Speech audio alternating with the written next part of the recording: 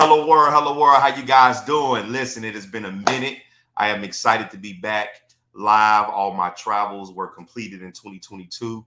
Happy New Year to everybody, right? Listen, guys, I'm excited about what's about to get ready to take place for this year. Listen, forgive me if I'm looking up and down, but I'm on my TikTok, I'm on Instagram, and of course, I'm on my other social media platforms for the remaining of this session, right? This is how we're going to come to you guys new. Want to make sure that we're touching every aspect, every social media aspect that we possibly can. Of course, we're going to be tweaking these a little bit as we go, right? As far as for not having to worry about looking down and things of that nature. But I just want to be live with you guys because I have a message that I want to be able to deliver to each and every last one of you guys for 2023, right? I know, listen, we are talking about recapping, right? What took place in 2022, and we're talking about looking forward, so reflecting back on 2022 and then looking forward on 2023 in a new direction, right? So I want to go ahead and encourage each and every last one of you guys that you've made it to this point, right? So that means that you can't give up, you can't stop. You didn't come this far to only come this far, and all of the other great accolades that came with 2022 to prepare you for 2023, right? So with that being said, guys, last year 2022 was amazing. Despite the challenges that we may have faced throughout the year, you are here, right? That's the most important piece. But I don't want, for those that went through trial and error and there was some setbacks, I don't want you to look at those as stopping points, right? And don't allow what took place last year to flow over into this year. This is day one. And they kind of say whatever you do today, you're going to do for the rest of your year. So if you had an attitude today, you're going to have one for the rest of your year. If you didn't have if you're not having a good day, it's going to carry out throughout the rest of the year. So it's vital that you change the direction of your situation. Don't look at your situation as your final situation. Is destined that you continue to keep looking further and beyond, right, where God has placed you and looking for what he's about to get ready to do in your life moving forward, right?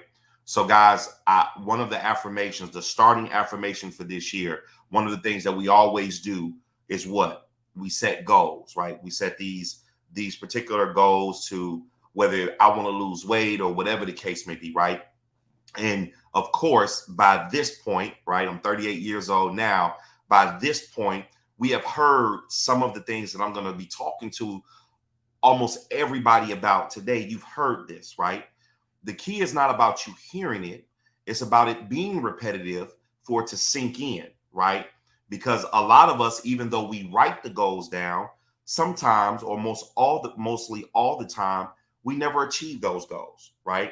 I am one to say that I've been teaching the goal perspective, and I too have fell short of some of my goals. However, that doesn't mean that I quit setting them. That doesn't mean that I stop, right? So it's very important that you continue putting these goals, writing these goals down. So one of the affirmations I want you guys to start out by saying is, I am capable of achieving my goal. Let's say it one more time. I am capable of achieving my goal. The third time, I am capable of achieving my goal. So Dr. Pitts, I've heard this affirmation before. I know exactly what it's about, but I need some tips. And guys, you've heard me say these tips potentially on my podcast, or if you came to a seminar or some kind of teaching or training, I have went over these particular tips, right? However, I want to give these to you guys again, and I will continue to give you these particular tips for year after year. Why? Because these are things that will never change, right?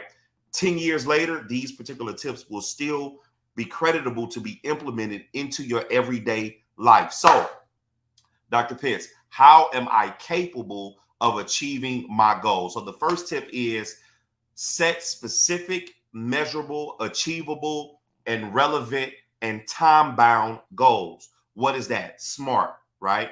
We always hear about SMART goals. So it's vital, right, that you're setting specific goals.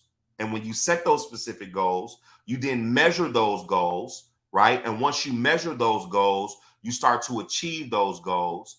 And you want to make sure that those goals are relevant into the right now time, right? And then most importantly, making sure you're putting a time limit on when you want to be able to reach that goal.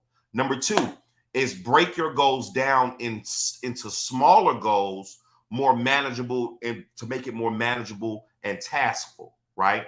So a lot of the times we'll have this big goal. You have to then take the big goal and break it down into a smaller goal. And then that way it makes it a little bit more manageable, right? The third one is the most important piece to writing the goal, taking it from the mind and writing the goal down. The most important piece is creating an action plan to start reaching those goals in the time frame that you set for yourself. Okay.